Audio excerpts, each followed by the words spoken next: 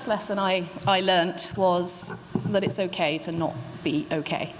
When we found out about Hero's limb difference, I'd already been diagnosed with prenatal depression, and I was in a little bit of a wobbly state. So when we found out about Hero's hand, it knocked me for six. I was not really okay. And it's only looking back that I realized how not okay I actually was. And I struggled a bit because I turned to the internet, and I turned immediately to Reach. And everybody I spoke to was really happy, and their kids were thriving, and it was incredible. But I wasn't okay. And I had a lot of guilt for not feeling okay. Did it mean I didn't love my child? If I wasn't happy with her, did it mean I was a terrible mother? And so the guilt made everything 10 times worse. I would go in a spiral of feeling down, feeling sad, and then berating myself and beating myself up for feeling bad. And then it would go round again and again and again. So my most important and my key lesson is that it's okay to not be okay. It doesn't mean you don't love your child. It doesn't mean you don't think they're going to do incredible things and thrive. But it does mean you care. Of course you do. The next lesson for me was that it's okay to be okay. The flip side of feeling wobbly and feeling worried and afraid was, while it's quite a negative word, I also felt quite smug. I used to go to baby groups, and I'd feel a little bit sorry for other parents because their child blended in. And mine stood out, and she was different, and she was incredible. And that's okay too. It doesn't mean I wish this upon her. It's that it's okay to love it. It's okay to fear it. It's okay to feel lucky and blessed by your kids with their difference. And it's okay to feel really grateful that they've been brought into your life. The next one for me was it has never been as bad as I feared. So as upset as I was, as hurt as I was during the pregnancy in those early months, it has never manifested itself as bad as I feared it would be. It's a parent's job to worry, obviously it is. And as a Reach parents, we perhaps are blessed with worrying that little bit more. We've got all the normal things to worry about for our children, social groups and getting by at school. But we've got that extra concern. And so we do tend to worry that little bit more. For me, my biggest fear was seeing those worries in her eyes. That was always my biggest fear. I didn't want her to be scared. I didn't want her to be upset.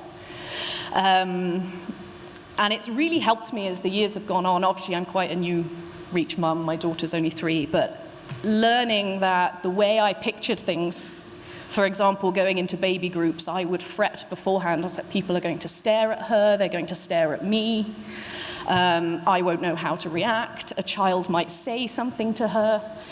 And it's just never manifested itself the way I worry about it. And realizing that I worry far more than the reality can really deliver has really helped me. It's okay to worry about these things. That doesn't mean it's going to happen. And that's really been quite consoling for me to realize that. The next one for me is beware the hypervigilance trap. A lady called Orla Duncan, who I believe is speaking today again, was at the first AGM I ever came to, and she did a talk all about hypervigilance. And at the time, I remember thinking, oh, that's okay, that's not me. I'm not hypervigilant. And then there came the day when I almost threw a man off the deck of a 19th century warship. And that's sadly quite literal. I was going to grab him by the lapels, and I was going to fling him down to the concrete of the dry dock below.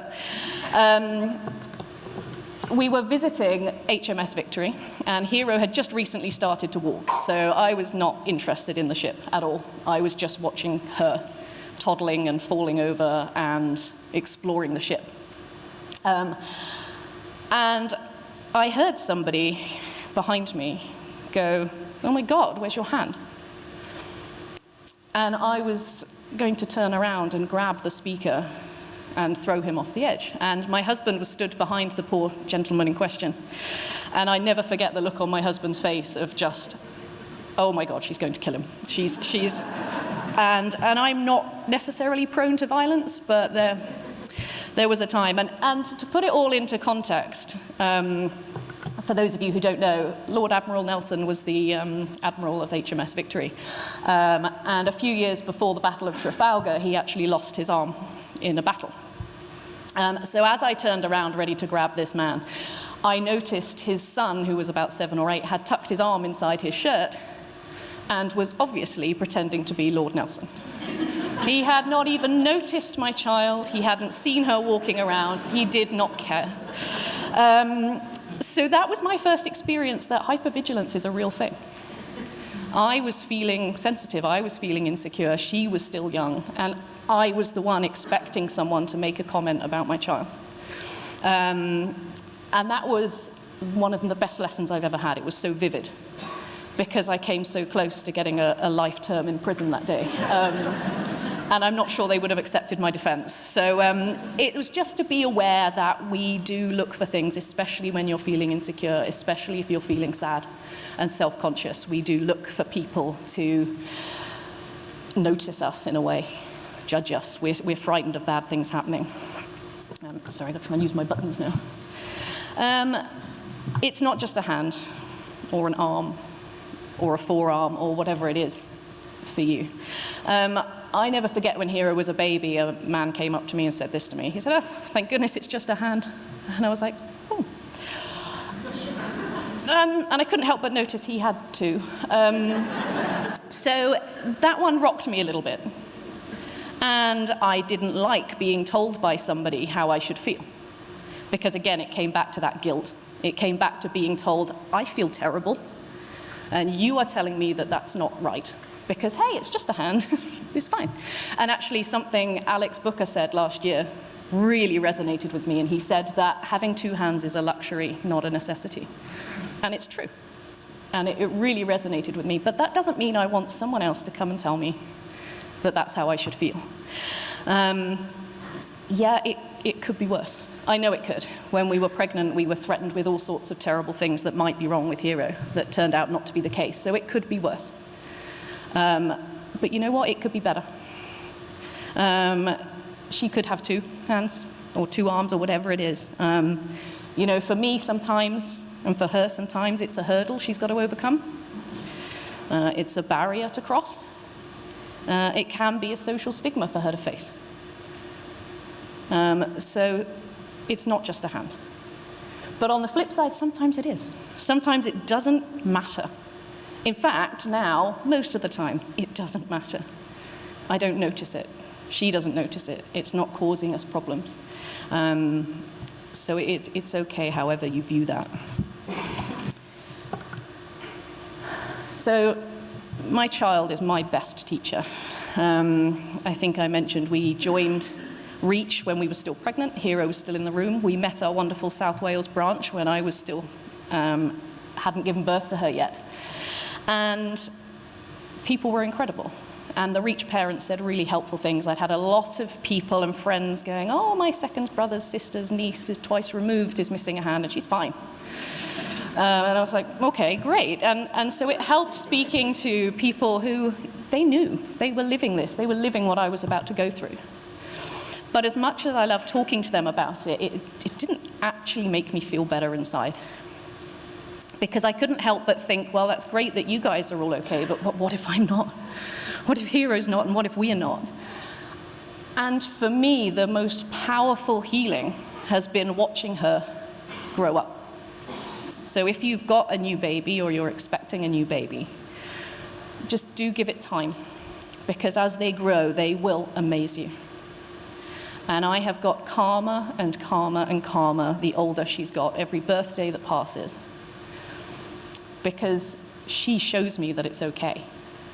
She will just pick up the one thing that I used to cry she could never do. I remember crying over watching a child with a water bottle because I thought, she won't open a bottle. Yeah, she's fine. She can get into tablets with those safety locks on, you know, she's fine. And so watching her grow is what's really healed me. It's fantastic to talk, but just give your child time to show you how okay they really are. My next one was, she'll find her own way. She absolutely will. I'm sure many of you, if not all of you, can share the, oh my goodness, but how will she do this? Thoughts and feelings. Trying to imagine how she would open a bottle, for example. I can't picture that because I've got two hands. I can't picture how she would use a dustpan and brush. I can't picture these things. It's not my job to do so. And I remember worrying about how would she tie laces? How will she do this? And it's like, well, she'll find a way. She might find it by working with her friends at Reach. She might find it in her own way, and she has, and she does. And it's often in ways that surprise me. I look at her and I'm like, oh, okay, that's open now, that's great. And that's fantastic to watch, just let them go and let them find their way.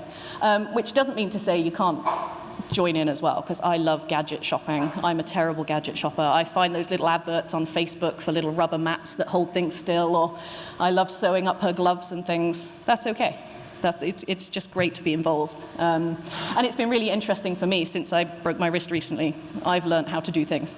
And one of the things I always wondered how she'd do, which is obviously a grave concern for any parent, was how would Hero use a dustpan and brush? And it turns out it's fine. If you hold the pan between your knees and you scrape, it's grand. So she'll find ways and she'll show you. Sticks and stones may break your bones. Whoever coined that phrase initially was having a laugh. Because as far as I'm concerned, bones heal. And bones actually heal stronger than they were before. Words, on the other hand, can scar you. And they can be scars that can hurt for a very long time. Some things you'll hear will really cut you to your core. And they'll make raw a wound that you perhaps didn't even know was there. So my first experience of this was when Hero was a baby. I went to see my niece, who is a caring and incredible and a lovely young lady. And she said to me, "It's such a shame Hero's only got one hand. I think she'd be a lot more fun if she had two." And at the time, I brushed it off because I thought, oh, bless, she's 7, it's okay. And then when I went to bed that night, I just collapsed inside because I thought, is this what people are going to think? Is it true? Because I don't think it's a shame. And I don't think she's not fun because of it. But still now, those words make my heart ache. So words will hurt. And the thing I learned from it is that I know a lot of us, and we talk about it a lot in our South Wales branch, is how do you respond? How do you react to this? And I just wanted to say that it's okay to not react. If you want to use it as an opportunity to educate someone and make their lives better and make the lives of the people they're going to come into contact with better, that's fantastic. But if you need to walk away and just be hurt, that's okay. It's not your job to educate other people necessarily if it's cutting you quite deep. And it's one thing I've always struggled with. I'm not good being put on the spot, and I've never managed to work out what to say. So I do need to walk away, and I do need to process. This is perhaps my biggest lesson, and I probably should have put it at the first, because this was a realization that hit me only about 3 or 4 weeks ago. Hero is not sharing my fears. She's not feeling my fears. I used to feel quite upset when people said to me, she doesn't know any different. And I thought, of course she knows different, of course she does. She's feeling everything I am. My pain as we go into the baby group is hers. It's really not. And actually, given that most of my fear was that she would be feeling what I was feeling, that, for me, has been the most profound thing I've ever learned. She's fine. That's not to say things won't happen in the future, but right now, she's okay. I might have walked into a soft play area and I might be nervous. I might be glaring at the other children, going, come on then, let's have it. What are you going to say? What are you going to do? She's not. She's just going, oh my goodness, I'm just going to climb that 10-foot slide up there, no problem. I'm going to play with these children. And for me, knowing that she's not feeling those things was a huge, huge relief for me. It has been incredibly healing. And it surprised me perhaps that it's come 3 years down the line. That's 3 years of thinking she's suffering the way I have been. But she's just not. She's so okay. And just to finish, I just wanted to sort of say that all the experience that we're having, yes, we're in the same room, and we're talking about, to a certain extent, the same thing, but our children are so unique. And they're unique from each other, as well as from other kids out there. And so are we. And you might listen to some things I've said and just think, I didn't feel that way, and that's great. That's fantastic, because at the end of the day, we all love our children incredibly. We wouldn't be here if we didn't. And we are their biggest champions. And that is something that we do share. So thank you very much for listening to me this morning and for tearing yourselves away from the rugby. Thank you. Ladies and gentlemen, Amy Roskilly. Thank you. Come and join us.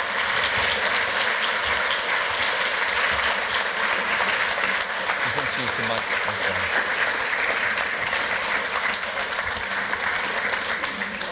It's on, it's working, it's ready, so be careful what you say.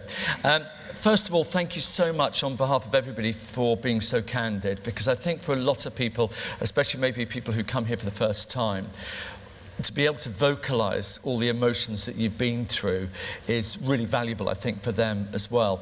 You said there the number 10 should have been maybe number 1.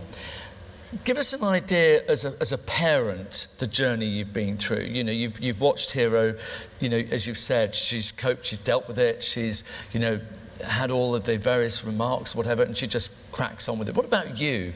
You know, as a parent, watching all of this, what's been the biggest impact, do you think, on your life? I thought I'd start off with a nice, easy question. A small one, to go with. The biggest impact on me has been the emotional journey, without a doubt. Learning that it's okay to feel whatever you're feeling.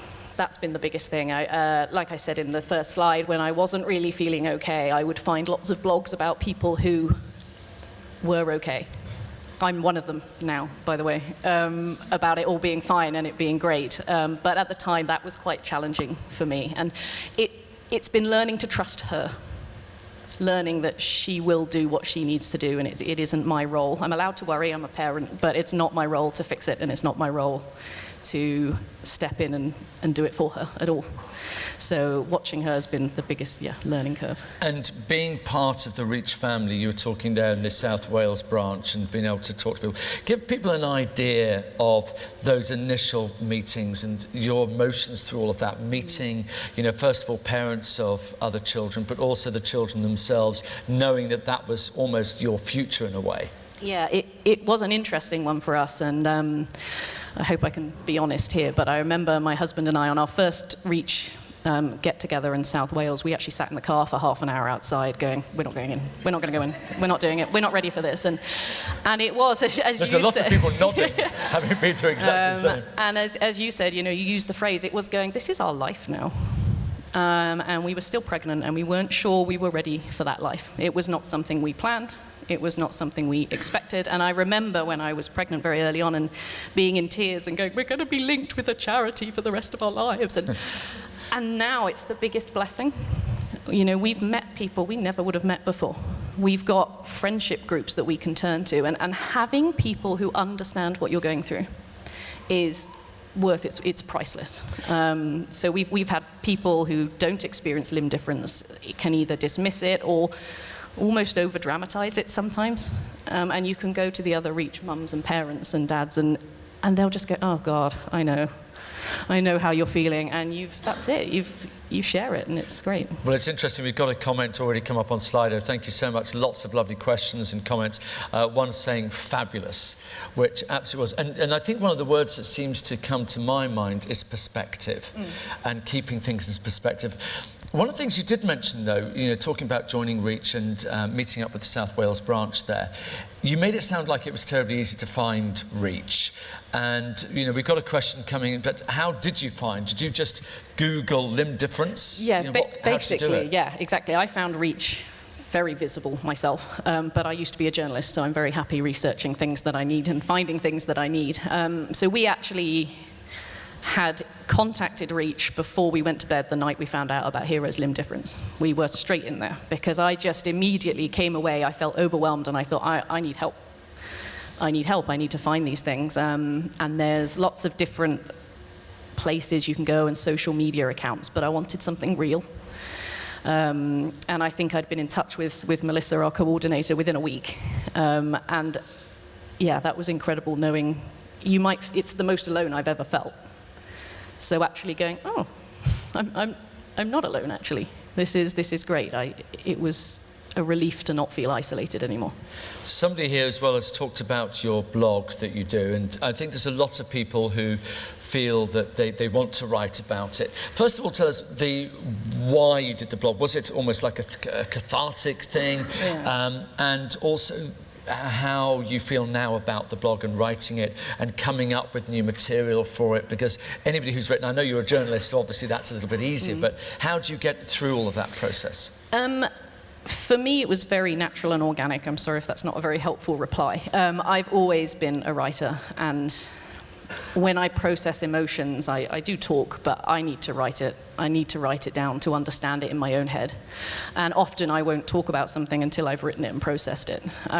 So while it's always been a forum through which I hoped to help, because I didn't find many blogs that were quite so open about how it feels. I found a lot of positive blogs, which are incredible, and they do help and they have their place, but as terms of a parent, I needed to know it was okay to not be okay, which is why I started. And so for me, every time my inspiration comes from, every time something happens that I go, oh, I don't know what's going on here, I'm walking blind into this next event. Someone said something to Hero, or Hero said something to me, or something has happened, and I will process it by writing my blog post.